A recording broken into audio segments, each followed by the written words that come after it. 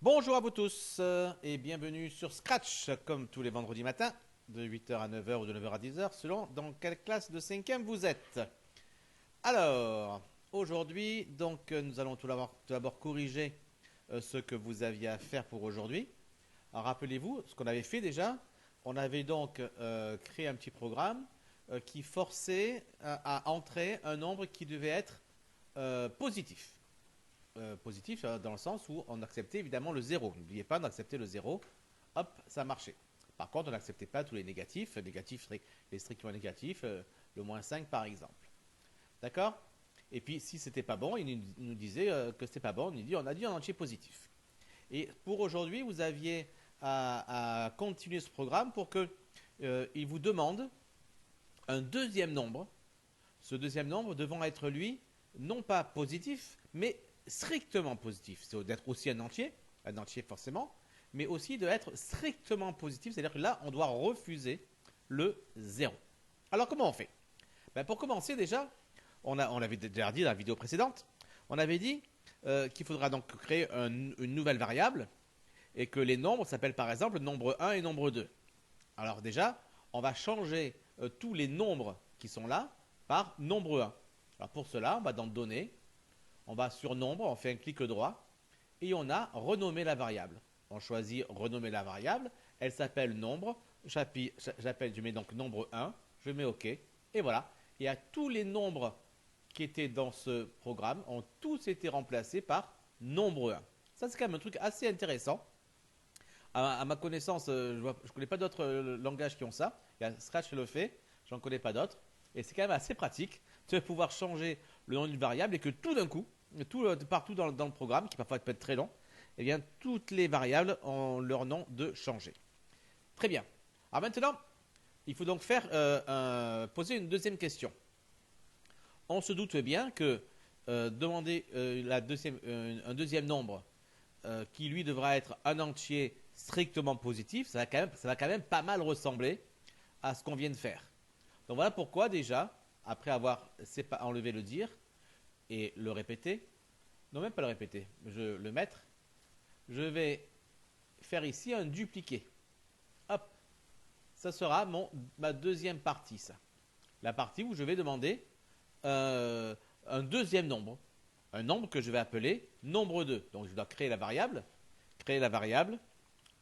nombre 2. Ok. Voilà. Alors qu'est-ce que je dois faire?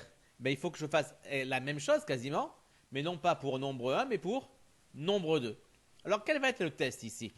Puisque je veux qu'on entre un entier non pas seulement positif, mais qui soit strictement positif. D'accord. Et donc ici aussi, on veut un strictement. Oula. Strictement. Ouais, j'ai pas le clavier bien en face de moi, donc ça change tout. Euh, voilà. Strictement, je crois que. Strictement, je crois qu'il est bien écrit, à part l'espace que j'ai pas mis. Voilà. Alors, quelles vont être les conditions? Eh bien là, on voit qu'il y a encore deux conditions. Il faut d'abord que ce soit un entier, et après qu'il soit strictement positif. Finalement, c'est encore plus simple que tout à l'heure. Plutôt tout à l'heure, que la dernière fois. Pourquoi? Parce que le fait que ce soit un entier, là, il est dans la partie nombre 1 égale plancher de nombre 1. Ça veut dire ça, être un entier. Donc la partie entier, vérifier que c'est un entier, elle est déjà faite. Enfin, presque. Sauf que ça ne doit plus être nombre 1, ça doit être nombre 2. Ça ne doit plus être nombre 1, mais nombre 2. Ça, c'est la partie facile. La partie, c'est un entier. Et la partie strictement positif, là, elle est facile. Pourquoi? Parce que pourquoi on s'était embêté la dernière fois? Parce qu'on avait justement que des. On n'avait pas le supérieur ou égal. On a ici le supérieur, on a ici le inférieur, mais on n'avait pas le supérieur ou égal. Donc il a fallu truander. Soit faire un ou, on l'avait dit, supérieur ou alors égal, ou alors comme on a fait avec le non, on a dit que tout ce qui était supérieur ou égal, c'était ce qui n'était pas strictement inférieur à 0.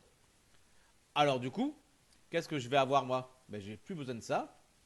Et je mets directement, je veux que mon nombre soit strictement supérieur, mon nombre 2, soit strictement supérieur à 0. D'accord? Et enfin, on va faire un petit peu de ménage, tout ce que j'ai enlevé. Voilà. Donc là c'est bon. Et en fait, dans la partie ici, rappelez-vous comment on avait fait finalement. On ne s'était pas beaucoup embêté. Hein. On avait dit que ceci, il fallait mettre tout simplement le nom de ce qu'on avait mis dans le répété. C'est-à-dire que si... Oh là, j'ai fait une petite bêtise, je ne suis pas pris au bon endroit. Voilà, il faut le prendre au niveau du « et » pour pouvoir le récupérer. Voilà. Si on n'avait pas ceci de vérifier, donc il fallait donc retourner encore dans le répété, eh bien il fallait écrire, on a dit un entier strictement positif. Donc c'est le nom de la même chose que ce qui est là-haut. Là encore, on avait dit la dernière fois qu'on pouvait largement simplifier l'écriture, ce qu'on ne faisait pas, pas encore, pas en cinquième. On verra si on en parlera en fin d'année ou si on n'a pas le temps. Bien. Ok. Donc finalement, on obtient donc ici nos deux égalités, nos deux tests plutôt, du répété et du si. Évidemment, le nombre, c'est pas nombre 1 qui se met à réponse, c'est nombre 2. Et ici aussi, c'est nombre 1, nombre 2 du coup, et non pas nombre 1 qui se met à 0,1. Et même, en réalité, pas 0,1, 0 suffit amplement. Puisque, il faut mettre quoi ici? Il faut mettre un nombre qui ne convienne pas. Un nombre qui ne convient pas. Évidemment, 0 ne convient pas, parce qu'il n'est pas supérieur, strictement supérieur à 0. Donc du coup, il ne convient pas. On n'est pas forcé de s'embêter avec autre chose ici.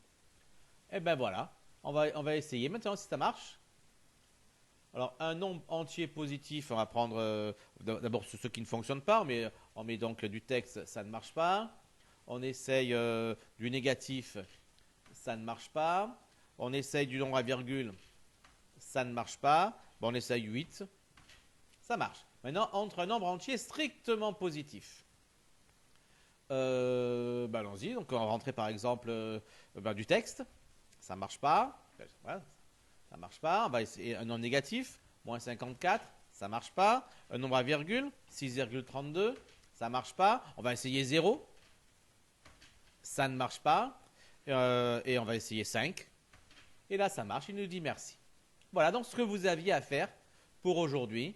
J'espère que vous avez tous réussi à obtenir, alors pas forcément exactement le même programme que ça, hein, parce que vous savez qu'il y a des tas de manières différentes de faire des programmes. Mais voici donc une solution qui convenait à ce que nous cherchions.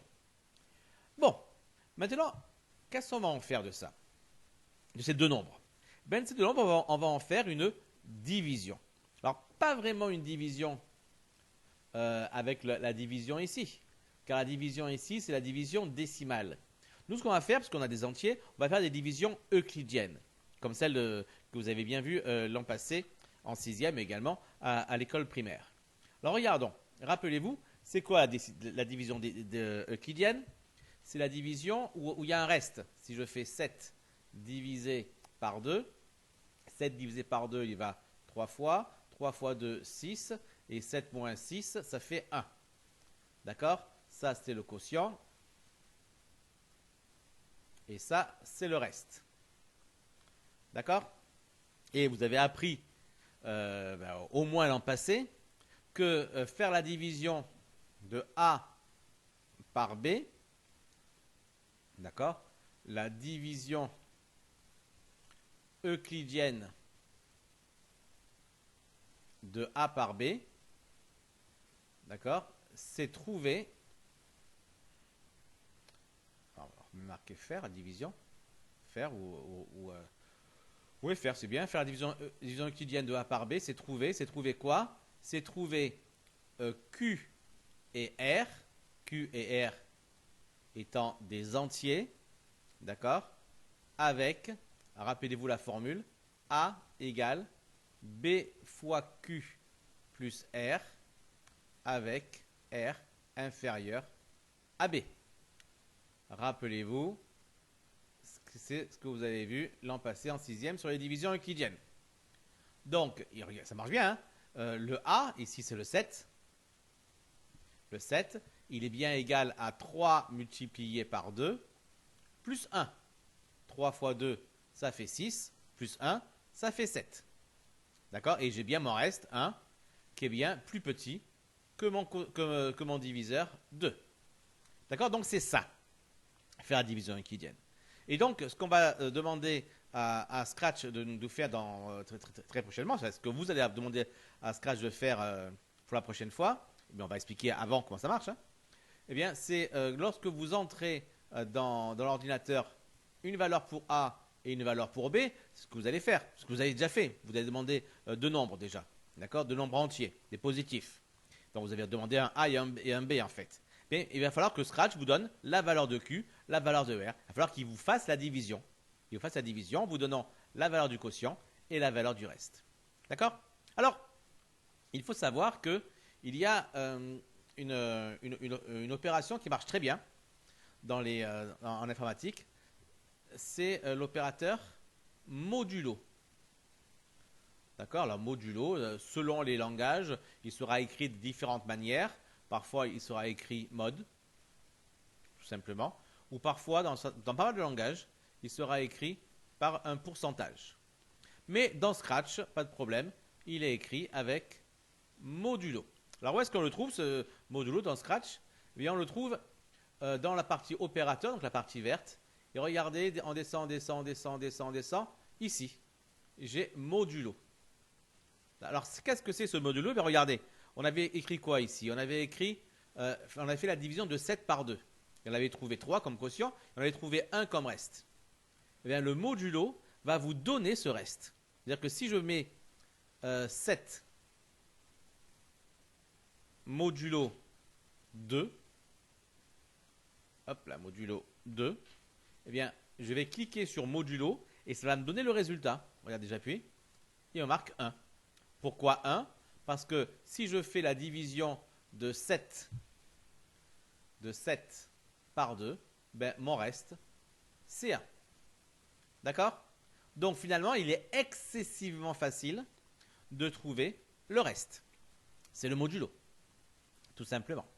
Et une fois qu'on a le modulo, eh bien, ça va être quoi? Est-ce qu'il va être facile de trouver le quotient? Ben oui, il est excessivement facile de trouver le quotient. Il y a différentes manières d'ailleurs de trouver ce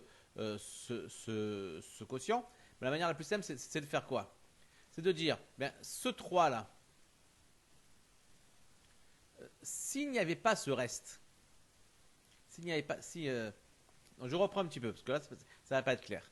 J'ai 7 divisé par 2, d'accord, ça m'a fait 3, il m'a resté 1. Ça veut dire quoi ça? Ça veut dire que si j'avais au départ 7 billes, et que je devais les partager entre 2 personnes, j'ai pu donner 3 billes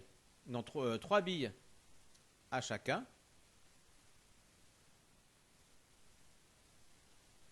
et qu'il me reste une bille qui est là. D'accord? Donc ça veut dire quoi? Ça veut dire que si je n'avais pas eu cette bille, eh bien, j'aurais pu tout distribuer, il ne me serait rien resté. Ça veut donc dire que si je n'avais pas eu cette bille, j'aurais pu faire une division normale, une division décimale, ça m'aurait bien donné 3. Donc si je fais 7 divisé par 3, par 2 à la calculatrice, ça va me faire 3,5. Ça ne va pas me donner 3. Alors que si à ce 7, je lui enlève 1, est-ce que là, je peux diviser par 2? Oui, parce que 7 moins 1, ça fait 6, c'est-à-dire bien les 6 billes qui sont là. Et là, je peux sans problème diviser par 2, ça va me faire 3. Et 3, c'est quoi? C'est exactement mon bon quotient ici. D'accord? Donc, ça veut dire quoi? Ça veut dire que le quotient, qu'est-ce que c'est? Eh bien, c'est le 7. C'est quoi le 7? C'est le A. Auquel j'enlève le 1. C'est quoi le 1? Ben, c'est le reste. Et tout ça, je dois le diviser par 2. Et c'est quoi 2? C'est le B. Ça me donne donc que le quotient, c'est le premier nombre, A, moins le reste divisé par b, le deuxième nombre. D'accord? Donc on a vu qu'il était facile de trouver le reste, parce que le reste c'est quoi le reste finalement? Le reste R, c'est A modulo B. C'est ça la formule qui donne R. A modulo B. Il y a dans l'ordinateur un opérateur modulo qui donne directement le résultat. R égale A modulo B. Et une fois qu'on connaît R, eh bien, il suffit de créer cette formule-là. Q égale A moins R, le tout divisé par B. D'accord? Eh bien, c'est ce que vous allez avoir à faire maintenant. Vous allez avoir tout simplement à faire en sorte que Scratch vous donne le résultat, vous donne le reste et vous donne le quotient. Alors bien sûr, évidemment, il vous faudra deux nouvelles variables. Je dis évidemment, mais c'est pas évident, parce que c'est pas obligatoire d'ailleurs, mais c'est préférable. Ce sera plus simple. Vous prenez donc deux nouvelles variables, une qui s'appellera le quotient, une qui s'appellera reste, et vous calculerez, grâce à ce qu'on vient d'expliquer ici, combien vaut le reste et combien vaut le quotient. Et après il faudra le dire. Voilà. Alors du coup, le programme, je l'ai fait. Donc, je vais vous montrer ce que ça doit donner à l'arrivée. Comme ça, vous verrez bien ce qu'on attend de vous. Et vous aurez à le faire pour dans longtemps, parce que des vendredis où on a classe, même confiné, il n'y en a pas avant très longtemps, parce qu'il y a les vacances. Après, il y a les premiers 8 mai, donc c'est tombe des vendredis. Donc, on se retrouve dans très longtemps. Donc, vous avez largement le temps de vous y mettre et de travailler ça. Ok, allez, je reviens avec le bon programme. Voilà, donc je fais une petite pause pour lancer le programme sans vous montrer sans vous le montrer justement, sans vous montrer le programme, ce serait trop facile. Alors, on lance le programme entre un nombre entier positif. Alors, on va faire par exemple avec 7 et avec 2 comme on l'avait fait tout à l'heure. Alors si je mets 7, maintenant le strictement positif, je mets 2. Merci. Et donc il a dit merci un petit moment parce qu'il est gentil. Et après il me donne la réponse. La division euclidienne de 7 par 2 donne 3 comme quotient et 1 comme reste. Et effectivement, c'est bien ce qu'on avait trouvé. 3 comme quotient et 1 comme reste. D'accord? Alors je lance un autre calcul en mettant par exemple 789 et je vais le diviser. Voilà pourquoi il faut que ce soit strictement positif, parce qu'on va diviser ce coup-ci. Et vous savez bien qu'on ne peut pas diviser par 0. Donc voilà pourquoi on a demandé à ce que le deuxième nombre soit bien strictement positif. Vous voulez quoi? Vous voulez aller 326? Je ne sais pas ce que ça va donner comme résultat. Hop là, merci. Et bien voilà, donc 789 divisé par 326, ça va donner 2 comme quotient et 137 comme reste. Je ne savais pas. Il aurait fallu poser la division pour le savoir, mais maintenant on le sait rapidement grâce à ce petit programme. Ce petit programme que vous devez faire, parce que moi je l'ai fait, mais à vous maintenant de le faire. Donc travaillez bien, passez également de bonnes vacances, un peu à la maison c'est sûr, forcément. Mais enfin, au moins vous aurez de quoi vous amuser avec Scratch pour chercher à faire ce petit programme. Allez, bonne journée à tous, bonnes vacances et à très vite. Ciao, ciao, ciao.